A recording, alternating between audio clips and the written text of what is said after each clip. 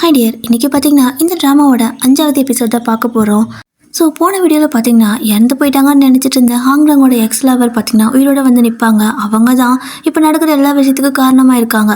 பல வருஷத்துக்கு முன்னாடி என்ன நடந்திருக்கும் அப்படின்னா, இவங்க கன்சீவ் வந்திருப்பாங்க. தப்பிச்சு போகலான்னு பார்க்கும்போது இந்த வில்லங்க இருக்குல்ல, அது கூட ஒருத்தர் சுற்றுவானே, அவன் தான் இவங்களை கொண்டு இருப்பான். அப்போ இவங்க கூட கெஞ்சிருப்பாங்க, என் வயிற்றில் குழந்தை இருக்கன்னு விட்டு ப்ளீஸ் அப்படின்னு சொல்லி கெஞ்சிருந்தாலுமே அவன் பார்த்தீங்கன்னா கொஞ்சம் கூட பாவம் பார்க்காம அப்படியே வயிற்றுலேயே குத்தி கொண்டு இருப்பான். ஆனால் இப்போ இவங்க பார்த்தீங்கன்னா உயிரோட வந்திருக்காங்க. ஸோ ரொம்ப வருஷம் கழிச்சு வந்திருக்காங்க. என்ன பிளான் என்ன ஏதுங்கிறது தெரியல. இப்போது அதெல்லாம் என்ன ஏதுங்கிறத இந்த எபிசோட்லேயாவது சொல்கிறாங்களா இல்லை வழக்கம் புள்ள ட்விஸ்ட்டை வச்சு முடிக்கிறாங்களாங்கிறத வீடியோவை ஃபுல்லாக பார்த்து தெரிஞ்சுக்கலாம். அண்ட் முக்கியமாக வீடியோக்கு லைக் பண்ணிடுங்க. அண்ட் ட்வைலைட் வைஸ் சேனலையும் சப்ஸ்கிரைப் பண்ணிக்கோங்க. அண்ட் வாங்க வீடியோக்குள்ளே போகலாம். ஸோ இவங்கள பார்த்தீங்கன்னா ஹீரோ கிட்ட உட்காந்து பொறுமையாக தான் பேசிகிட்டு இருக்கிறாங்க. என்ன அப்படின்னா, நம்ம எதுக்காக இதெல்லாம் பண்ணிக்கிறோம் உனக்கு தெரியும்ல, இவ்வளோ கஷ்டப்பட்டு இந்த இடத்துக்கு வந்திருக்கோம். அந்த ஜேஇ எல்லாத்துக்கும் தடையாக இருக்கா, அவளை கொன்னுடுன்னு சொல்லிட்டு இந்த லேடியும் சொல்கிறாங்க. இவனை பார்த்தீங்கன்னா, இல்லை அவளுக்கு நான் வந்துட்டு புரிய வைக்கிறேன், அவளை நம்ப வைக்கிறேன், நான் தான் அவளோட தம்பின்னு அவன் நம்பிட்டானா திரும்ப அவள் நமக்கு பிரச்சனையாக இருக்க மாட்டா அப்படின்னு சொல்லிட்டு இருக்கான். சரி ஓகே, நீ நம்ப வச்சிரு அப்படின்னு ஹீரோ கிட்ட சொல்லிட்டு இவங்ககிட்டயெல்லாம் கூப்பிட்டு ஒரு வேலையும் அப்படி பண்ணலை அப்படின்னா நீங்கள் அவள் கதையை முடிச்சிருங்கன்னு சொல்லிட்டு இருக்காங்க. ஹீரோக்கு என்ன பண்ணுறதுன்னு தெரியல. இப்போ அப்படியே அடுத்த சீனில் பார்த்தீங்கன்னா ஹீரோயின் தான் ஹீரோ வந்துட்டு வரைஞ்சிட்டு இருக்கிறா. இவ குடும்பத்துக்கே வரைகிற பழக்கம் இருக்குமோ என்னமோ தெரியல. இப்படி இவ ஹீரோவோட படத்தை அப்படியே வரைஞ்சிட்டு இருக்கும்போது மூஞ்சின்னு இவளை தேடி இந்த இடத்துக்கு வருவான். அப்போது இவகிட்ட கேட்குறான், நீ அவன்கிட்ட கொஞ்சம் விலகே இரு அப்படின்னு சொன்னாலுமே அவள் பார்த்தீங்கன்னா, எங்கே என் கண்ணு அடையாளம் கண்டுபிடிக்காது என் தம்பியை என் மனசு அடையாளம் கண்டுபிடிச்சிச்சோன்னு எனக்கு பயமாக இருக்குது. இதுக்காக அவனுக்கு எப்போ பார்த்தாலும் அடிபட்டுட்டே இருக்குது. அவனை ஏதோ ஒன்று துரத்திட்டே இருக்கிற மாதிரி, அவன் எதை பார்த்து பயப்படுறான், ஏன் இதெல்லாம் பண்ணுறான் அப்படின்னு சொல்லி கேட்டுட்டு இருக்கிறா. ஏன் அப்படின்னா, இவன் ரொம்ப கொடூரமான கொலகாரன் அப்படின்னு சொல்லிட்டு மூஜை வந்து இங்கே சொல்லிக்கிட்டு இருக்கான் இவகிட்ட. அதனால தான் இவளும், எனக்கு அவன் நினச்ச ஒரே கவலையாக இருக்குது, அவனுக்கு ஏன் இந்த மாதிரி நடக்குதுன்னு நினச்சாலே எனக்கு ஒரு மாதிரி கவலையாக இருக்குது, என்னால் அதை தாங்கிக்கவே முடியலை அப்படின்னு சொல்லிட்டு ஃபீல் பண்ணி பேசிகிட்டு இருக்க. அதான் ஏன் உனக்கு அவன் நினச்சி கவலையாக்குன்னு இவன் கேட்க, அதான் எனக்கும் தெரியல அப்படிங்கிற மாதிரி சொல்லிட்டு இருக்கா. இப்போ அடுத்த சீன்கெல்லாம் பார்த்தீங்கன்னா ஹீரோ தான் அந்த ஹீரோயின் அடிக்கடி ஒரு குகையில் வந்து இருப்பாள்ல, அந்த இடத்துக்கு வந்து பார்க்குறான். அப்படி வந்து பார்க்கும்போது அந்த தம்பியோட ஃபோட்டோலாம் வரைஞ்சி வச்சுருப்பாள்ல, அந்த டிராவிங்கெல்லாம் எடுத்து பார்த்தா அதில் பார்த்திங்கன்னா எல்லாத்துலேயுமே ஒரு பை மாதிரி அவன் இடுப்பில் இருக்கிற மாதிரி காட்டியிருக்கு. என்ன இது, எல்லா ஃபோட்டோலையும் இது இருக்குது அப்படின்னு சொல்லிட்டு இவன் பார்த்துட்ருக்கா. இந்த சைடு பார்த்திங்கன்னா ஹீரோயின் அங்கே ஓடி வந்திருப்பா. உனக்கு இந்த இடம் எப்படி தெரியும்னு அவள் கேட்குறா. இவனை பார்த்தீங்கன்னா கால் பண்ண போக்கில் வந்தேன்னு சொல்ல, சரி உன் காலுக்கு என்னாச்சு, எப்படி அடிபடிச்சுன்னு கேட்க, அது இருக்கட்டும் உங்கள் கைக்கு எப்படி அடிபடிச்சுன்னு இவன் கேட்குறான். இவன் பார்த்தீங்கன்னா அதை மறைச்சி வைக்க வேண்டிய அவசியம் கிடையாது, ஏற்கனவே உங்களுக்கு நிறையா பக்கத்துலேருந்து பிரச்சனை வருது, கொஞ்சம் பத்திரமா இருங்கன்னு சொல்லிட்டு கிளம்பிடுறான். இப்போது வீட்டுக்கு வந்ததுக்கப்புறம் பார்த்தீங்கன்னா இந்த வேலை செய்கிறாங்கள அந்த அம்மா கிட்ட, நான் சின்ன வயசில் ஒரு பை வச்சுக்கிட்டே இருப்பேன்ல, அது எங்கே அப்படின்னு சொல்லி கேட்குறான். இதை கேட்டால் அவங்களுக்கு செம ஷாக்கு. அப்படின்னா உங்களுக்கு அதை பற்றி ஞாபகம் இருக்கா, உங்களுக்கு எல்லாமே கொஞ்சம் கொஞ்சம் ஞாபகம் வந்துருச்சா அப்படின்னு கேட்டுட்டு இருக்காங்க. ஆக்சுவலாக என்னென்னா, குழந்தை வயிற்றில் இருக்கும்போது இந்த மாதிரி ஒரு பையில் தாயத்து மாதிரி இல்லை சம்திங் ஏதாவது வச்சு ஒரு பரிசு மாதிரி கொடுப்பாங்களாம், அந்த குழந்தை நல்லா வளரணும்னு சொல்லிட்டு. அதை தான் வந்து இவன் நினச்சி பார்த்துட்டு இருக்கிறான். ஏன்னா ஹாங்லாங் அப்பாவோட எக்ஸ் லவர் இருக்காங்கல்ல, அவங்க வயிற்றில் குத்தும்போது அந்த குழந்தை தான் செத்துருக்கும், இவங்க தப்பிச்சிருப்பாங்க. அப்போ அந்த குழந்தை செத்த இடத்துல போயிட்டு இவங்க ஒரு பை அது மாதிரி வச்சுருப்பாங்க. ஸோ இப்போ இவனும் பார்த்தீங்கன்னா இந்த மாதிரி விஷயங்கள் எல்லாத்தையும் கனெக்ட் பண்ணி பார்த்துட்ருக்கான். அப்படி அவங்க பண்ணும்போது ஹீரோ பார்த்தீங்கன்னா அவங்களுக்கு பக்கத்தில் தான் இருந்து எல்லாத்தையும் பார்த்துட்டு இருந்திருப்பான். ஸோ அதான் இப்போ நினச்சி பார்த்துட்ருக்க. இங்கே அப்படியே அடுத்த சீனில் பார்த்தீங்கன்னா ஹாங்லாங்கோட அப்பா எல்லாத்துக்கிட்டையும் கேட்டுருக்காங்க, அந்த ஓவியனியா அந்த மாதிரி பண்ணா அப்படின்னு சொல்லி கேட்டால் அவன் போயிரோடே இல்லை இறந்துட்டான்னு வேறு சொல்கிறாங்க. இது எல்லாத்துக்கும் காரணம் பார்த்தீங்கன்னா இந்த வில்லங்கம் தான். இது பார்த்தீங்கன்னா அவனை கொலையும் பண்ணிடுச்சு, வெளியே தெரிஞ்சால் பிரச்சனையாருன்னு சொல்லிட்டு மொத்தமாக எல்லாத்தையும் கிளியர் பண்ணிட்டா. இதை பார்த்தீங்கன்னா இவன் ஷாக்கோட பார்த்துட்ருக்க. அடுத்து ஒரு பேப்பரை வேறு நீட்டுறா. இதில் என்ன இருக்குன்னா, ஹீரோயினுக்கு வந்துட்டு கல்யாணம் பண்ணுறதுக்காக ஒரு ஒப்பந்தம் பண்ணிட்டு வந்திருக்கா. இதை பார்த்தா அவனுக்கு கடுப்பாகுது, என் பொண்ணு நீ எந்த மாதிரி யூஸ் பண்ண பார்க்குறியா அப்படின்னு கேட்க, இதனால எல்லாத்துக்கும் லாபம் தான் அப்படின்னு சொல்லிட்டு இவங்கிட்ட சொல்லிக்கிட்டு இருக்கா. ஒரு பக்கம் அந்த வில்லங்கம் ஹீரோயினுக்கு கல்யாணம் ஒப்பந்தம் பண்ணிட்டு வந்திருக்கா. இது எதுவும் தெரியாத ஹீரோயின் பார்த்தீங்கன்னா மறுபடியும் பையன் வேஷம் போட்டுக்கிட்டு ஏதோ ஒரு விஷயத்தை தேடி இந்த குடிச்சிட்டெல்லாம் இருப்பாங்க இல்லையா, அந்த இடத்துக்கு போயிருக்கா.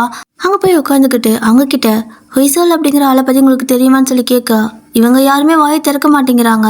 அப்படியே அந்த பக்கத்தில் உட்காந்துக்கிறவங்க பார்த்தீங்கன்னா, இங்கேருந்து தப்பிச்சு ஓடிடு, அவனை பற்றியெல்லாம் நீ கேட்காது அப்படின்னு சொல்லிட்டு இருக்காங்க. ஸோ யாரும் அதை பற்றி வாய் திறக்க மாட்டாங்க போல்.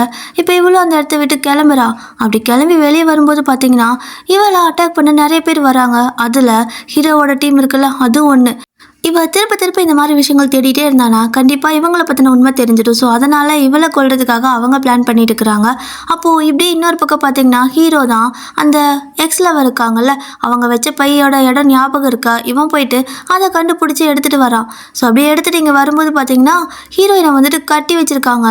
யாருன்னு பார்த்தீங்கன்னா அந்த கிறுக்கு பிடிச்ச வில்லன் தான். அவன் இன்னும் சாகலை போல இருக்குது. மலை மேலேருந்து தண்ணிக்குள்ளே விழுந்தங்காட்டிக்கும் ஒரு சில அடிகளோட உயிர் பழிச்சிருப்பான். இப்போ அவன் ஹீரோயினை பிடிச்சி கட்டி வச்சுக்கிட்டு அவகிட்ட ஏதோ பேரம் பேச இன்னொரு பக்கம் ஹீரோ வெளியே போயிட்டு உள்ளே வரும்போது இந்த க்யூட் பாய் வந்துட்டு அவனை ஸ்டாப் பண்ணுறான். இப்போ இவனும் வந்துட்டு என்ன அப்படின்னு கேட்டால் இந்த மாதிரி ஹீரோயின் விசாரிச்சிருப்பாள்ல அதை பற்றி சொல்லிக்கிட்டு இருக்கான். இப்படி இவங்க 2 பேரும் பேசிக்கிட்டு ஏதோ விஷயம் பேசிகிட்டு இருக்கும்போது டக்குன்னு ஹீரோயின் பார்த்தீங்கன்னா மேலேருந்து எகிரி குதிச்சு வந்துட்டு இருக்கிறா. ஸோ வந்து பார்த்தா இவங்க 2 பேரும் இங்கே நின்றுட்டுருக்குறாங்க. அப்போது ஹீரோ இந்நேரத்தில் எங்கே போயிட்டு வர, அதுவும் இந்த வேஷத்தில் அப்படின்னு கேட்க இவ எதுவுமே சொல்லலை. எதுவுமே சொல்லாமல் அப்படியே உள்ளே போயிடுவா. அப்படி போகும்போது இவ அப்படியே ஒரு சின்ன ஃப்ளாஷ்பேக் யோசிச்சு பார்க்குறா. என்ன அப்படின்னா இவளை பிடிச்சிட்டு போயிருப்பானுங்கள்ல அந்த வில்ல, அவன் பார்த்தீங்கன்னா இவளுக்கு ஒரு டிமாண்ட் வைக்கிறான். என்ன அப்படின்னா இப்போ இருக்கிறது உன்னோட உண்மையான தம்பி கிடையாது, நீ இவனை எனக்கு பிடிச்சி கொடுத்த அப்படின்னா உன்னோட தம்பி இருக்கிற இடம் எனக்கு தெரியும், நான் காட்டுறேன் அப்படின்னு சொல்லிட்டு இந்த மாதிரி ஒரு டிமாண்ட் வைக்க நான் எப்படி உன்னை நம்புறதுன்னு இவ கேட்குறா. உனக்கு வேறு வழி இல்லை, நீ என்னை நம்பி தான் ஆகணும். ஏன்னா எனக்கு உன்னோட உண்மையான தம்பி இருக்கிற இடம் தெரியும், எனக்கு தேவையெல்லாம் ஜஸ்ட் அதோ அவன் தான், அவனால தான் எனக்கு இப்போ இந்த நிலைமையில் இருக்கேன். அதனால எனக்கு அவனை பிடிச்சி கொடுத்துட்டு நீ அவனை என்கிட்ட ஒப்படைச்ச அடுத்த நிமிஷம் உன் தம்பி இருக்கிற இடத்த நான் உனக்கு சொல்லிடுவேன். இதோ இதில் தான் எழுதி வச்சுக்கணும் ஒரு பெட்டியை வேற காட்டிட்டு இருக்க. இவ்வளோ பார்த்தீங்கன்னா அதெல்லாம் யோசிச்சு பார்த்துட்டு தான் போயிட்டுருக்கா. த நெக்ஸ்ட் டே பார்த்தீங்கன்னா ஹீரோயின் பாட்டுக்கு ஒரு மாதிரி சோகமாக நின்றுட்டுருக்க. இந்த மூஜின் கரெக்டாக அந்த இடத்துக்கு வந்துடுறான். அப்போ இவகிட்ட பேசிக்கிட்டே ஆமாம் தலையே இப்படி இருக்குது, ஒழுங்காக பின்னிக்க கூட மாட்டியான்னு சொல்லிட்டு ஜடையை பின்னி விட்டுட்டுருக்க. இதை பார்த்தீங்கன்னா நம்ம ஹீரோ அந்த பக்கம் இருந்து பார்த்துட்றான். அவனுக்கு பிடிக்கவே இல்லை சுத்தமாக. அப்படியே நேராக வந்து எவனை வேணாலுமே உன்னை தொட்டு உன் ஜடையை பின்றதுக்கு விட்டுருவியா, இப்படி தான் நீ பண்ணுவியான்னு சொல்லி கேட்க ஹீரோயின் பார்த்தீங்கன்னா அவர் ஒன்றும் எவனோ ஒருத்தன் கிடையாது, அவர் என்னோட அண்ணா, அவருக்கு என்கிட்ட எல்லா உரிமையும் இருக்குது அப்படின்னு சொல்லிடுறா.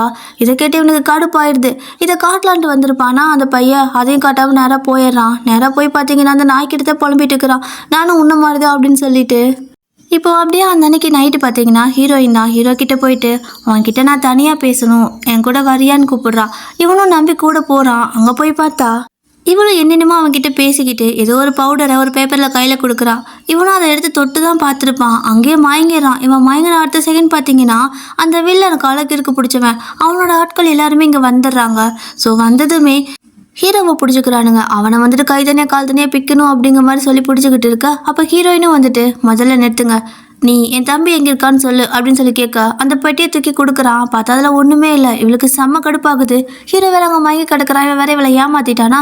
இவன் அப்படியே கோவத்தில் பார்த்துட்டு இருக்கா. இவளை பிடிச்சி தள்ளி விட்டுட்டு ஹீரோவை வந்துட்டு வெட்டலாம் அப்படின்னு சொல்லி போகும்போது அவன் டக்குன்னு எழுஞ்சிக்கிறான். ஏன்னா இவளையும் அட்டாக் பண்ண வந்திருப்பாங்க. ஸோ அவன் டக்குன்னு எழுந்திரிச்சு இப்படி எல்லாத்தையும் அடிச்சு போட்டுட்டு இருக்கிறான். இப்போது என்ன ஆயிருக்குடா இவனுக்கு ஒன்றுமே புரியல. இவன் தான் வாங்கி கிடந்தான்ல, இவனுக்கு எப்படிடா எல்லாம் ஞாபகம் வந்துச்சுன்னு சொல்லிட்டு பார்த்துட்டு இருக்க.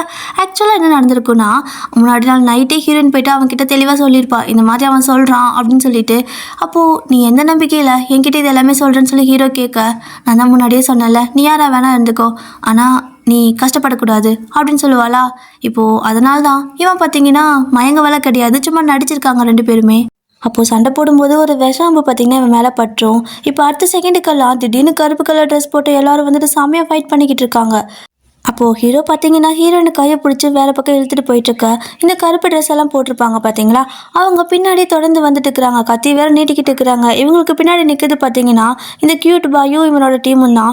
இவன் பார்த்தீங்கன்னா ஒரே கத்துறான், தள்ளி போங்க அப்படின்னு சொல்லிட்டு. அப்படி கத்திட்டு இருக்கும்போது இவனுக்கு வேற அந்த விஷாம்பு பட்டிருக்குள்ள மயக்க வர மாதிரி இருக்குது.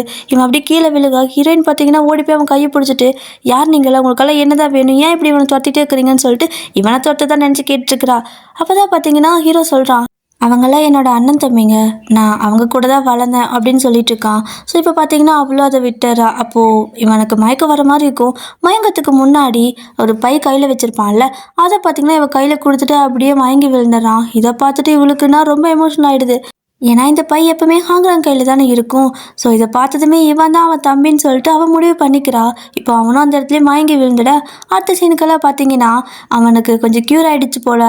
அதனால் இவனை கூட்டிகிட்டு போயிட்டு இவன் ஒரு குகையில் அடிக்கடி போயிட்டு வருவாள். அப்போ என் ஃப்ரெண்ட்ஸ் எல்லாம் கூட இருப்பாங்கள்ல, அவங்கக்கிட்டெல்லாம் காட்டா. அதில் ஒரு பொண்ணு பார்த்தீங்கன்னா நீ ரொம்ப அழகாக இருக்கிற அப்படின்னு சொல்லிட்டு கிட்ட ஓட பார்க்குறா. அப்போது அவளோட ஆள் பார்த்தீங்கன்னா பின்னாடி இருந்து பிடிச்சி இழுத்து வச்சுட்டு இருக்கிறான். ஸோ ஹீரோயின் இதெல்லாம் பார்த்து சிரிச்சிட்டு இருக்க. இப்போது ஹீரோவாக அந்த இடத்த சுற்றி பார்த்துட்ருக்கிறான். அடுத்து கொஞ்ச நாள் பார்த்தீங்கன்னா, எந்நேரம் இவன் கூடயே தான் சுத்திக்கிட்டு இருக்கிறா. அவனோட கையில அடிபட்டுருக்குல்ல, அதுக்கு மருந்து போடுறது, அதுக்கப்புறம் இவன் கூட பேசுறது, சுத்துறதுன்னு சொல்லிட்டு இவன நெறைய இடத்துக்கு கூட்டிட்டு போய், இதெல்லாம் நம்ம விளையாடின இடம் உனக்கு தெரியுமா? நம்ம இங்க வந்திருக்கோம், அங்க வந்திருக்கோம்னு சொல்லி காட்டிட்டு இருப்பா. அப்போ கைக்கு மருந்து போட்டுட்டு இருக்கும்போது, இவன பார்த்தீங்கன்னா ஒரு மாதிரி போய் அவ கைய புடிக்கிறான். ஹீரோயினுக்கு அது ஒரு மாதிரி வியர்டா இருக்குது. ஏன்னா நார்மலாக ஒருத்தங்க கையை பிடிக்கிறதும் ஒரு மாதிரி ஒரு லவ் ஃபீலோட கையை பிடிக்கிறதும் தெரியும்ல. அப்போ இவன் பிடிக்கிறது பார்த்தீங்கன்னா அந்த மாதிரி தான் இருக்குது. ஆக்சுவலாக இவளுக்கு தம்பின்னு நினச்சிட்டு இருக்கா. இந்த டைமில் இவன் வேறு இப்படி பண்ணா அவள் ஒரு மாதிரி பார்க்குறா என்னடா அப்படின்னு சொல்லிட்டு. பட் இவனும் இதை சிரித்து பேசிட்டு அந்த சீன் அப்படியே விட்டுறாங்க. இப்போ அடுத்த நைட்டெல்லாம் பார்த்தீங்கன்னா வழக்கம் போல் இப்படி விளையாடிட்டு இருப்பாள் குழந்தையாகவும் இருக்கும்போது. அதே மாதிரி இப்போ பண்ணி 2 பேரும் விளையாடிட்டு இருக்கிறாங்க. அவளுக்கு ரொம்ப சந்தோஷம். அப்போது முஜின் பார்த்தீங்கன்னா திரும்ப வந்து இவகிட்ட கேட்குறான், நீ கன்ஃபார்மே பண்ணிட்டியா அவன் தான் உன் தம்பின்னு அப்படின்னு கேட்க, இவளும் ஆமாம் அவன் தான் என்னோட தம்பி, ஏன்னா எனக்கு சந்தேகம்லாம் போயிடுச்சுன்னு சொல்லிட்டு இருக்க. நம்ம ஹீரோ பார்த்தீங்கன்னா சும்மாவே அவன் கூட இருக்கிறது பிடிக்காது. இப்போ பார்த்தீங்கன்னா வந்து அக்கா வா போகலான்னு சொல்லி கூப்பிடுறான். இவளும் பார்த்தீங்கன்னா ஓடிடுறா. இப்போது கொஞ்ச நாளாகவே வந்துட்டு இவன் தான் தம்பின்னு தெரிஞ்சதுக்கப்புறம் இவன் கூட தான் சுற்றிக்கிட்டு இருக்கா. ஆனால் இன்னுமே பார்த்தீங்கன்னா மூஜினுக்கு சந்தேகம். அவனை பற்றி விசாரிங்க, அவனை பற்றி நிறைய விஷயம் தெரிஞ்சுக்க வேண்டியிருக்குன்னு சொல்லிட்டு அவனோட ஆள்கிட்ட சொல்லிக்கிட்டே தான் இருக்கான். அடுத்து ஹீரோவோட டீம் இருக்காங்கல்ல, அவங்க பார்த்தீங்கன்னா தனியாக மீட் பண்ணி பேசிகிட்டு இருக்காங்க. என்னன்னா இப்போ தான் இவளுக்கு தெரிஞ்சிருக்கும் போல் ஹீரோ மேலே விஷாம்பு பட்டுருச்சுன்னு சொல்லிட்டு. அப்போ நீங்கள் முதல்ல அவளை கொன்று இருக்கணும், அவளால் தான் இவ்வளோ பிரச்சனையும் வருது. பேசாமல் நீங்கள் அவளை கொன்றுங்க, ஏன்னா அவன் கொஞ்சம் வித்தியாசமாக நடந்துக்கிறான். இப்போது அவளை காப்பாற்றுறதுக்காக அவன் எல்லா பொறுப்பையும் தட்டி கழிச்சிட்டு இருக்கான். அதனால் அவனுக்கே தெரியாமல் அவளை கொன்றுங்கன்னு சொல்ல இந்த க்யூட் பாய் பார்த்தீங்கன்னா அவனுக்கு அதில் விருப்பம் இல்லை போல் அமைதியாக நின்றுக்கிட்டு இருக்கான்.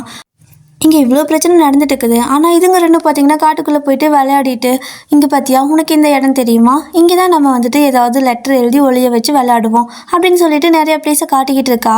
அப்போ பார்த்தீங்கன்னா ஹீரோ டக்குன்னு அவளுக்கு கேஸ் பண்ணுற மாதிரி கிட்ட போக அவளுக்கு பக்குன்னு ஆயிடுது. என்னடா பண்ணுற அப்படிங்கிற மாதிரி தான் பார்க்குறா. பட் இவன் தள்ளிக்கிறான். அடுத்து ஹீரோயின் அவனுக்கு ஒரு ஸ்வீட்டை ஊட்டி விடுறா. இவன் ஸ்வீட்டை சாப்பிட்றத விட்டுட்டு அவள் கையும் சேர்த்து இழுத்து பிடிச்சி சாப்பிட்ருக்குறான். இவளுக்கு என்னமோ மாதிரி இருக்குது, என்ன பண்ணுறதுன்னு தெரியல. இவள் அப்படியே ஷாக்காக பார்த்துக்கிட்டு இருக்கா. ஆனால் இவனை பார்த்தீங்கன்னா, அக்கா நீ யாருக்காக உதட்டில் சாயம் பூசியிருக்க அப்படின்னு சொல்லிட்டு அவள் வாயில் இருக்கிற லிப்ஸ்டிக்கை பார்த்து கேட்க, இவன் அப்படியே சிரிச்சிட்டு என் தம்பி நீ வந்துட்டல, அதனால தான் முன்னாடி நல்லா இருக்குன்னு சொல்லி பூசியிருக்கோம் அப்படின்னு சொன்ன அடுத்த செகண்டுக்கு அவள் லிப்ஸில் இருக்கிற அந்த லிப்ஸ்டிக் அப்படியே ஒரு மாதிரி கையில் தடவி இவனோட வாய்க்கு போட்டுக்கிட்டு இருக்கான். இதை பார்த்து அவளுக்கு இன்னும் ஒரு மாதிரி பக்கு பக்குன்னு அடிச்சுக்க. அப்போது இவன் பார்த்தீங்கன்னா எனக்கு எப்படி இருக்குது, நல்லா இருக்குதா அப்படின்னு சொல்லிட்டு விளையாட்டுத்தனமாக கேட்குற மாதிரி கேட்க, அதுக்கப்புறம் தான் அவளுக்கு நீ இன்னும் மாறவே இல்லை, அதே மாதிரி தான் சின்ன பிள்ளையாகவே இருக்க, நீ ஆள் தான் வளர்ந்துருக்க அப்படின்னு சொல்லிட்டு கொஞ்சம் திருப்தி ஆகுது. சரி போகலான்னு சொல்லிட்டு எந்திரிக்க போக டக்குன்னு பிடிச்சி இழுத்து பக்கத்தில் உட்கார வச்சுக்கிறான். இப்படி பண்ணும்போது ஹீரோயினுக்கு பார்த்தீங்கன்னா அவளுக்கு ஏதோ ஒரு ஃபீல் வர மாதிரியே ஃபீல் ஆகும் போல். இப்போ அடுத்த சீனுக்கெல்லாம் இவங்க 2 பேரும் வீட்டுக்கு சந்தோஷமாக வந்துட்டுருக்காங்க. அப்போது இதோ இந்த வில்லங்க இருக்குல்ல, அது அப்படியே சிரிச்சுக்கிட்டே வந்துட்டு இருக்குது. இது சும்மா வந்தாவே பெரிய வில்லங்கம் சிரிச்சுட்டு வேற வருதா. வந்து ஒரு கிழவனை காட்டி இதான் உன்னோட மாமனார், உனக்கு கல்யாணம் பண்ண போகிறேன்னு சொல்ல, அவ்வளோதான் செம ஷாக்காக இருக்குது இவளுக்கு. என்னடா எனக்கு கல்யாணமாங்கிற மாதிரி பார்த்துட்ருக்கா.